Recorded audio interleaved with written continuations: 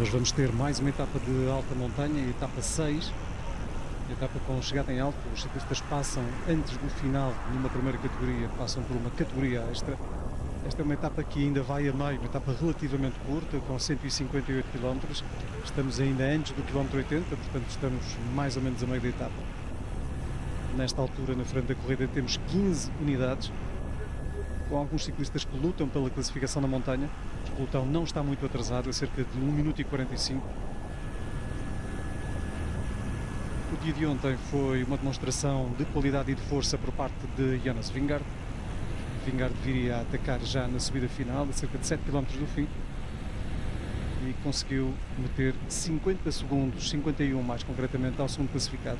Note-se que desde 2019, desde que Thomas de Gendt ganhou uma etapa aqui na Volta à Catalunha por mais de 2 minutos, e até agora só Tadej Pogačar por 2 vezes conseguiu fazer mais do que 50 segundos de diferença para o segundo classificado numa etapa. A Volta à Catalunha normalmente decide-se nas bonificações, desta vez tal não vai acontecer, porque hoje realmente acontece qualquer coisa de extraordinário que não se afigura muito plausível, ou então mesmo será a vitória de Jonas Vingegaard, uma vitória que começa a ser desenhada aqui, nesta vitória em chegada em alto. A mostrar-se já em muito boa forma, novo líder da classificação geral. Em segundo lugar está Félix Gall. Entre primeiro e segundo já há praticamente 1 minuto de diferença. Não vemos francamente como é que Félix Gall vai recuperar. Yeah, it's a really dangerous stage. I mean, the Pradel in the middle of the stage will blow the race apart. And yeah, there's already a lot of riders that are a bit down on time, but not too far away. So that makes it even more dangerous. That those riders will attack, but yeah, it's a very hard stage, and especially after yesterday, we'll see how the legs are, but we have a lot of confidence in Jonas. It's about defending today, controlling the race, or Jonas wants to win again? We know he likes to win. Yeah, we for sure want to win, but yeah, there's so many strong riders here that we have to make sure it's a good group ahead and make the right situation. So yeah, we definitely will try hard to win the stage. Just one last thing, sorry. What can you tell us about the last time? You know it well. How can you describe it? Yeah, the last climb, it's actually not the hardest climb of the whole day, but after all the climbs we do before, it's quite tough. Yeah, just climbing out of Berga, it's a really steep ramp, and then it gets a bit flatter, and then you have the switchbacks to the top, and it's always pretty steady, but never too steep. But yeah, yeah, it's a nice finish.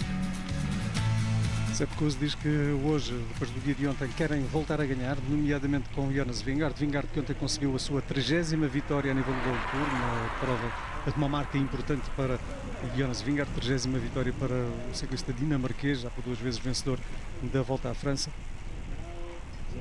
Mas dizia ali o Sepp Kuss que não se sabe como é que as coisas vão correr, com certeza que as coisas estão bem encaminhadas, mas não se sabe como é que vão correr, principalmente porque os ciclistas passam hoje pelo Col de Pradel, uma contagem de categoria extra. Portanto, vemos aqui algumas das incidências no início da etapa. Ainda mesmo antes da etapa ter arrancado, já havia um ciclista que tinha caído, já havia a necessidade de fazer aqui uma pausa. Mas concluindo, em relação ao que íamos dizendo e relativamente à entrevista dada por Sepp Kuss, Sepp Kuss diz que estão confiantes, pois com certeza, mas que a etapa é difícil, é perigosa, pode ser uma etapa que exploda a meio. Os ciclistas vão exatamente em direção ao Col de Pradel, a meio, são quase 15 km em ascensão, a cerca de 7%, é uma subida que é cortada a meio com uma ligeira descida, mas que ainda assim, na extensão total, é extremamente dura. Depois disso ainda há mais montanha, no final os ciclistas têm uma chegada de primeira categoria, numa rampa dura, pelo menos com partes duras, não é uma subida muito longa, mas não deixa de ser uma primeira categoria. Aqui há algumas notas, ciclistas que hoje não alinharam, nomeadamente Thomas Pidcock, e ciclistas que desistiram, e destaque ali para o britânico Theo Geoghegan-Hart, portanto um nome grande para a montanha, nomeadamente. E estas são imagens de um grupo que está em fuga, um grupo que tem alguns ciclistas importantes para a classificação da montanha, nomeadamente Marco Soler, mas também Giulio Ciccone. Este grupo leva 15 unidades, tem qualquer coisa como 1 minuto e, como dá para ver, 1 minuto e 54 de avanço. um grupo muito grande, e a perseguição é feita nesta altura pela equipa da Visma. O Col de Pradel, que os ciclistas irão enfrentar daqui a aproximadamente 10 km, tem duas metades distintas. Uma primeira parte com 5, 6% dependente durante 7 km. Não é a parte mais dura está reservada para o quilómetro 8. Daí para a frente será, e até o quilómetro 14, será uma subida sempre com quilómetros inteiros, alguns deles acima dos 14%. O penúltimo quilómetro, aliás, o penúltimo quilómetro tem 14,9 dependente média, é extremamente duro. Pode, e de já boa tarde Paulo Martins, pode ali partir a corrida, logo ali, portanto atenção, porque esta corrida até pode estar controlada pela equipa da Visma, mas esta corrida também pode sair de mão ainda da Visma. O que é que pode acontecer ali que preocupe mais o Jonas Vingegaard e a equipa holandesa? Olá, boa tarde. Acima de tudo, saber se houver ali ataques, e acredito que, tendo em conta que daquilo que falta por correr hoje e amanhã, esta é a etapa que pode fazer maiores diferenças na geral. Quem não tiver receio de ter um fracasso, depois pode perfeitamente atacar nessa subida que o Luís faz referência, ter alguns companheiros na frente da corrida e ser extremamente útil. Com isso, desmantelar a equipa da Visma, deixar de alguma forma com poucos elementos ao mesmo isolado Vingegaard na parte de trás da corrida, e por esse mesmo motivo eu acho que a Visma estrategicamente montou também bem a etapa, metendo um elemento na frente da corrida e salvaguarda essa situação à primeira vista. Se houver esse objetivo das equipas adversárias atacar nesta contagem, Vingegaard, mesmo ficando sozinho na parte de trás, terá sempre alguém na frente da corrida para ficar à sua espera e apoiá-lo, mas hoje acredito que vamos ter um bom espetáculo pela entrega que vamos vendo, uma fuga muito numerosa na frente da corrida, mas diria que Vingegaard, eu diria que numa condição normal, depois do que vimos ontem ser feito por ele, é uma volta à Catalunha que sem azares ele vai vencer, e não sei se não será hoje mais um dia onde ele vai marcar diferenças para a concorrência. Vamos vendo em segundo lugar a equipa de Félix Gall, a equipa da Decathlon. Félix Gall está na segunda posição à geral, está a menos de 1 minuto da frente da corrida, mas ontem pareceu que Félix Gall não tinha efetivamente capacidade para responder de modo igual naquela subida, portanto de modo igual a Jonas Vingegaard. Portanto há aqui claramente um fosso, e esse fosso não é ultrapassável por ninguém aparentemente. O João Almeida, diga-se também que caiu, e portanto se era de esperar qualquer coisa do João ainda nesta corrida, já não será. Talvez possa, no entanto, e tendo em conta que há 2 minutos de diferença para a frente da corrida, ainda, no caso de se sentir competitivo, vir a discutir a etapa. Mas é elaborar muito. O João caiu, a equipa está fraca, está debilitada, tem na frente o Marco Soler, que está na luta pela classificação da montanha, já foi buscar os 2 pontos, Ciccone foi buscar 3 pontos, portanto Ciccone está apenas a 1 ponto do líder, ainda líder da classificação da montanha, que não está na fuga e portanto vai perder essa classificação, isso é garantido. Mas quanto ao João Almeida, não é de esperar, pelo menos aparentemente assim, não é de esperar grande coisa. Não temos grandes notícias do João em relação àquilo que o João diz hoje, portanto não sei se o João se estará a sentir bem ou não. A verdade é que ontem o João caiu e portanto em teoria não estará na melhor das formas. Ontem também caiu o Pidcock, o Tom Pidcock, desapareceu, segundo consta e ele próprio disse, desapareceu porque saiu por uma ravina.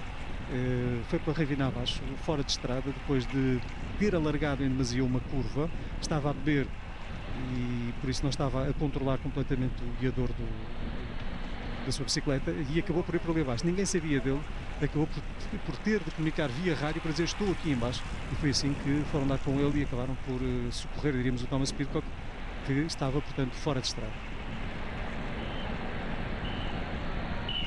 2 minutos para a frente da corrida e vamos ver se dá ou não ainda para chegar à frente. Olivier, na tua opinião, Pidcock, Vingegaard quer hoje mais uma vitória ou já chega? É porque ele está a pôr a equipa toda a trabalhar, tem 2 minutos de diferença, não precisa desta vitória. Na frente não há ninguém que o ameace verdadeiramente. Sim, boa tarde. Não precisa, mas não chega.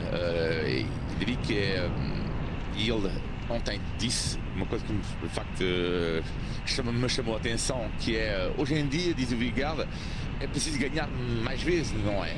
Do tipo, pertence a uma geração e a um mundo do ciclismo onde temos que ganhar o máximo possível de provas, até mesmo quando está quase ganha geral.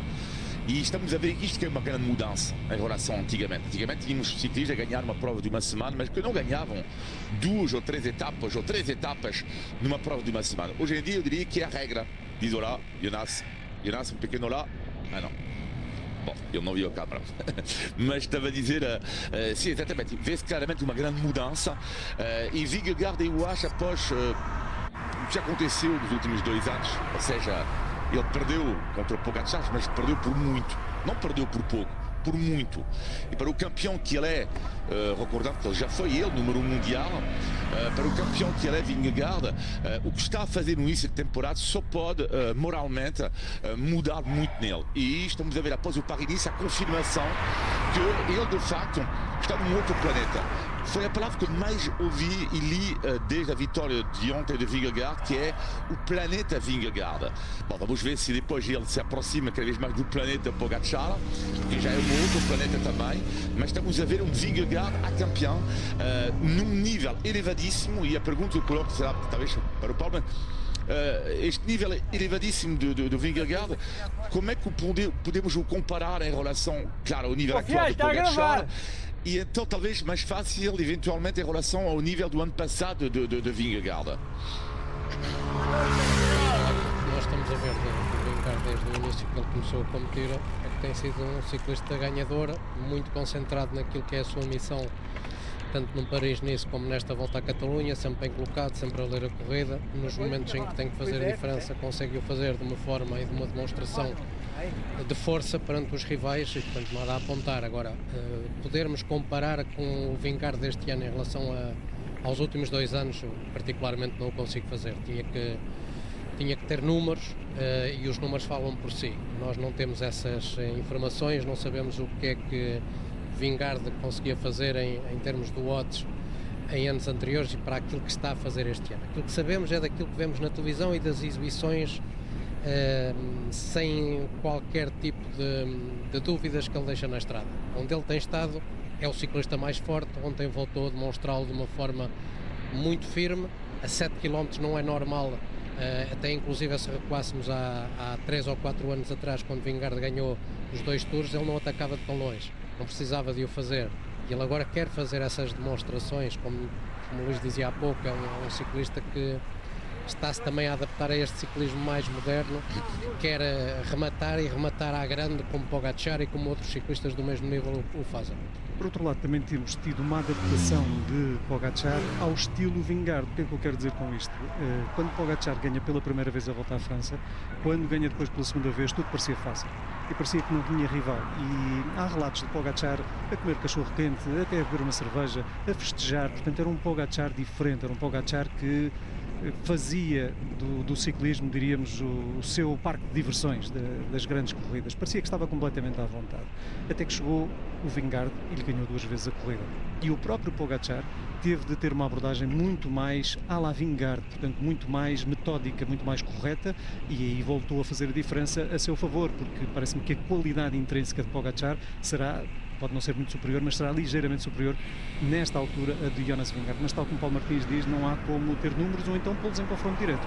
E confronto direto com certeza não vai haver, mas vai haver o dia em que vamos tê-los em confronto direto, será na Volta à França.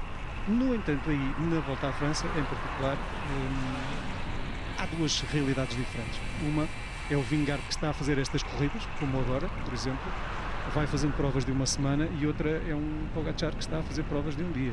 Portanto, são caminhos completamente diferentes, deixam provavelmente marcas diferentes, mas principalmente há uma volta à Itália que o Vingegaard vai fazer, e essa sim vai deixar grandes marcas.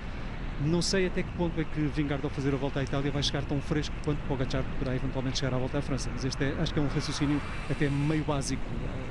Acho que não é preciso pensar muito para chegar a esta equação.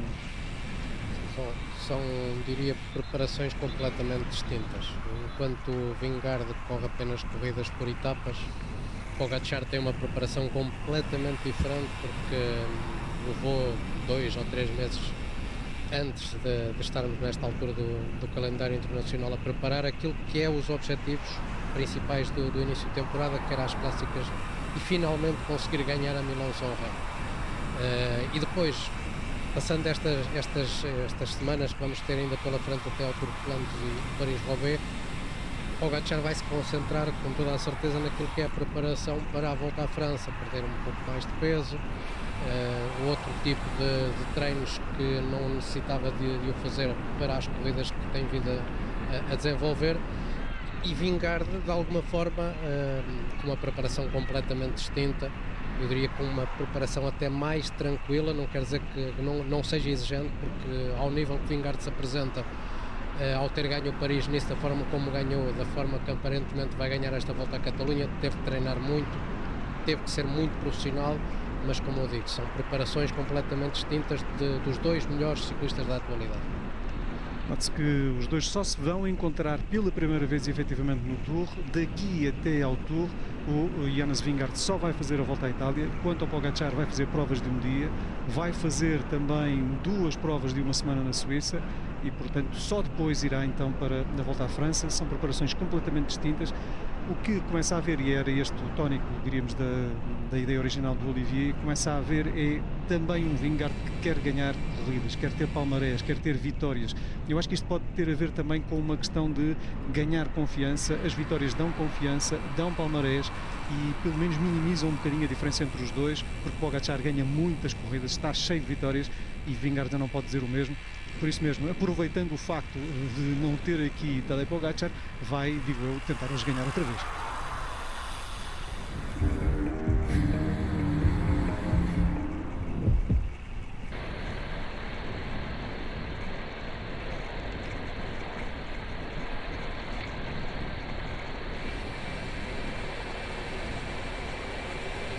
Ainda temos 10 km de subida, 10 km para o alto desta contagem de categoria extra, lá no alto 26 pontos, e portanto aquele senhor que vai ali com o número 14 e outro que vai um pouco mais à frente, Giulio Ciccone, ciclista da Lidl Trek, vão lutar pelos pontos seguramente no alto desta contagem de montanha. Ciccone está com 38, está a 1 ponto de Baptiste Westerhofer, ciclista que desde o início, ainda naquelas montanhas de baixo índice, foi somando muitos pontos, 39.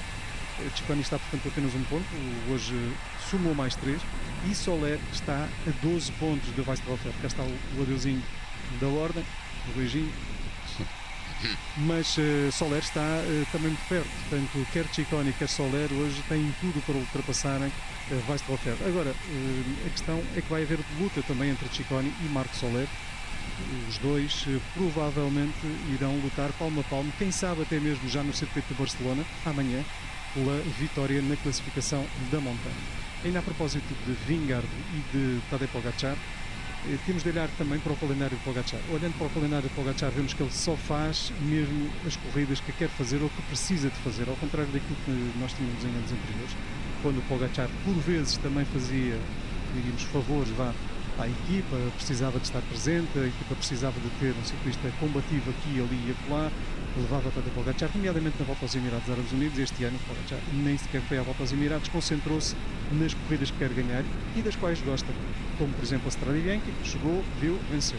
Depois foi ao Milan-San Remo, muito difícil, chegou, viu, dificilmente, se calhar não tão dificilmente, tendo em conta que caiu, se levantou e foi ganhar, e ganhou. Agora tem volta a Flandres e Paris-Roubaix.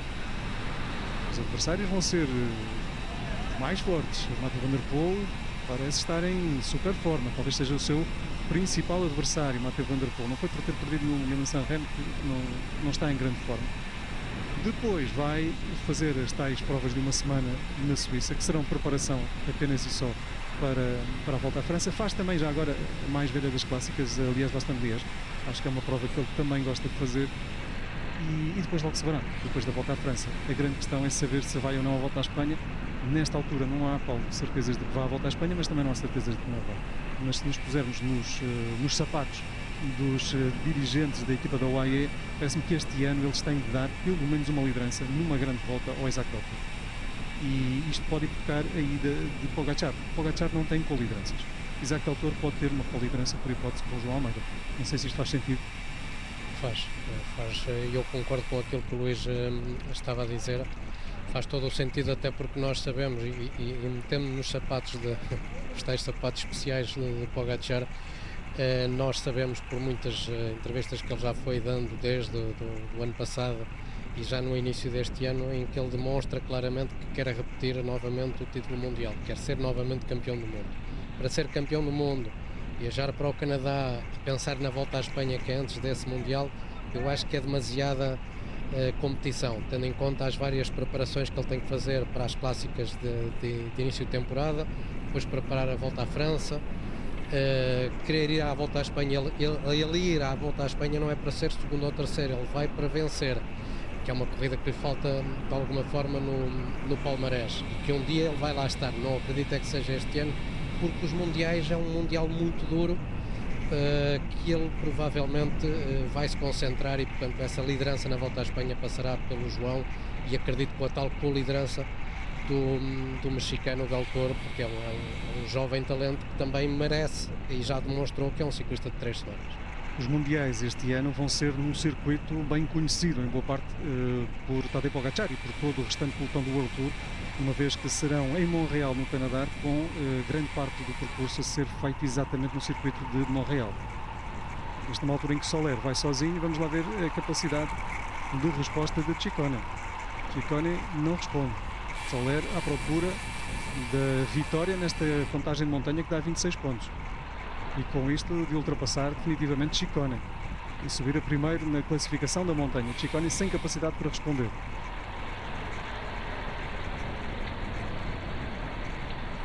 O Soler leva ali um ciclista consigo, O Byron Monton, ciclista sul-africano da equipa norte-americana da Modern Adventure Pro Cycling. o ciclista que no ano passado terminou em terceiro na Volta a Portugal, que faz uma excelente competição portuguesa e que se transfere para esta equipa de George Hincapie. Ora, o Soler ataca exatamente no momento em que a subida salta para as tais pendentes de duplo dígito, portanto de mais de 10%. Daqui até a final esta subida não tem nada a ver com a primeira metade. A primeira metade era uma subida de 5, 6%, daqui para a frente é uma subida de 8, 9, 14% a certa altura, portanto é uma subida muito mais dura. O Soler aguardou por este momento para fazer a diferença. Vamos ver lá atrás no pelotão o que acontece quando aqui passarem, porque o pelotão está a tirar tempo à frente da corrida, não muito, mas está ali a tirar 5, 6 segundos, e é possível que mesmo sem haver grandes acelerações no pelotão, venha a haver ciclistas que não aguentam e ficam para trás. Portanto, atenção também aos próprios blocos, em que medida é que os blocos vão continuar unidos, vão continuar a ter gente de suporte, porque é verdade que o primeiro lugar pode estar decidido, mas segundo, terceiro, quarto por aí fora ainda estão em discussão. Claro, muita coisa que ainda pode ser reajustada e amanhã complementada. Amanhã aquele circuito em Montjuic também não é fácil, mesmo para uma Visma que me parece ter aqui uma equipa com capacidade de controlar, mas se hoje houver alguns reajustes e que o próprio Vingegaard não meta mais tempo na concorrência, acredito que a vitória será assegurada amanhã, mas os tais reajustes no top 10 vão acabar por acontecer no dia da manhã e ainda hoje provavelmente. Só queria concluir em relação à relação de Tadej Pogacar com Montreal. Montreal é local de vitórias, mais do que uma, e até de um presente enorme que Pogacar decidiu dar a Brandon McNulty. Pogacar ganhou por 2 vezes o Grand Prix de Montreal e no ano passado, em fuga de longos quilómetros com Brandon McNulty, achou por bem no final ceder a vitória ao seu companheiro de equipa por tudo aquilo que é uma maneira também de gerir, lá está, os ânimos dentro da equipa, a disponibilidade dos seus companheiros de equipa. Não deixam de ser companheiros de equipa, não são propriamente seus servos, são seus companheiros de equipa. Isto mostra uma dignidade por parte de Pogacar e respeito pelo trabalho dos outros.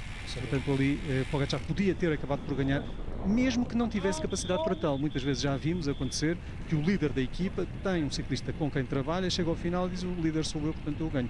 Pogacar não precisa de mais vitórias, quer dizer, ele precisa sempre, mas decidiu ceder ali naquela circunstância, foi magnânimo e cedeu a vitória a Brandon McNulty. Foi extraordinário nesse dia porque ele arrancou, deixou toda a gente na estrada sentada. E quando sentiu via rádio, a informação lhe chegou que McNulty vinha na segunda posição, já isolado também, 30, 40 segundos era a separação entre os dois. Pogacar aguardou claramente por McNulty e deu-lhe então a tal vitória, que de alguma forma essa fatura já está meio paga pelo grande trabalho da Milão-São Remo deste ano de McNulty.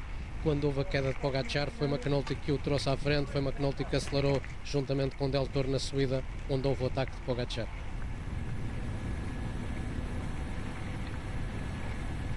Lá na frente vai Soler, em companhia, cá está ele, do ciclista sul-africano desta nova equipa, a equipa que traz o punho de George Hincapie. Portanto, Brian Monton, ciclista sul-africano, a conseguir seguir na roda de Marc Soler numa subida destas. Não é para todos. Grande trabalho por parte deste ciclista que tem, lá está, como dissemos, como grandes vitórias na carreira, uma vitória numa etapa da Volta a Portugal no ano passado, onde terminou também entre os primeiros, e a vitória nos Campeonatos Nacionais da África do Sul em contrarrelógio individual em 2022.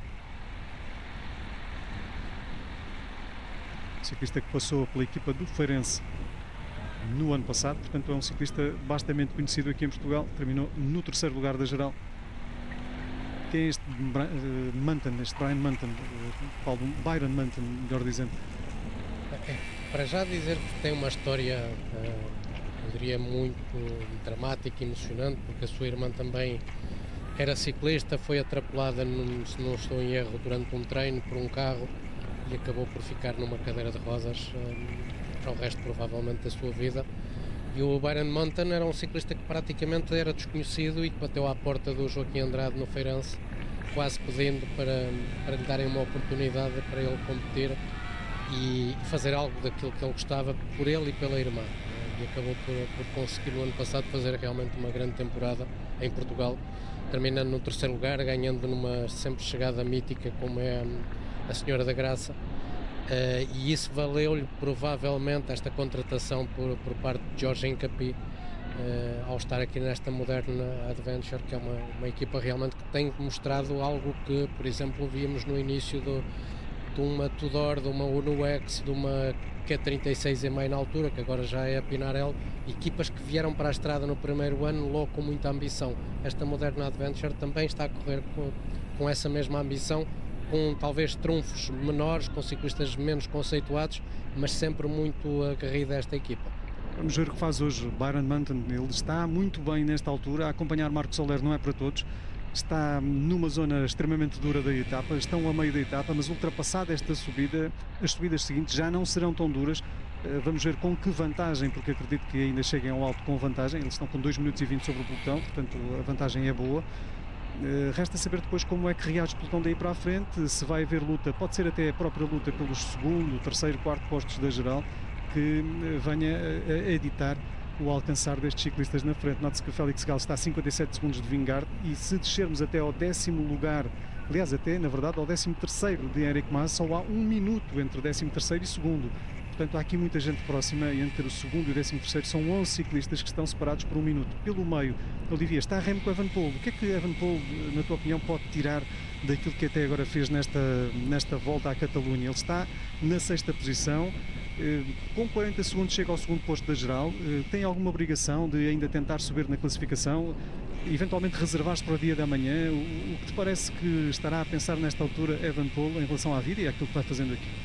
Isto quando vemos o Silverstone realmente a mostrar as suas limitações na montanha. Alta montanha não é para ele. E eu sei que às vezes, em relação a Remco Evenepoel, eu sei que vivemos numa sociedade que temos de dizer sempre sim ou não. Não é sim, foi boa a etapa dele, ou não, não foi boa. Eu acho que a leitura falo por mim, ela é muito difícil, a análise para mim do Remco Evenepoel ontem. Porque por um lado, o não é que por um lado ele perde muito tempo sobre o Vingegaard, isto é preocupante. Mas há o sim é que Evenepoel para já não vai fazer a volta à Itália, portanto não é a mesma coisa do que um Vingegaard ou um João Almeida em termos de preparação, portanto não é nada dramático. E depois é o segundo ponto, é que Remco Evenepoel, mesmo assim, perde tempo, mas em relação a outros ciclistas do topo, faz parte dos melhores ontem. Portanto, é um balanço, eu diria, um pouco complexo para o ciclista belga.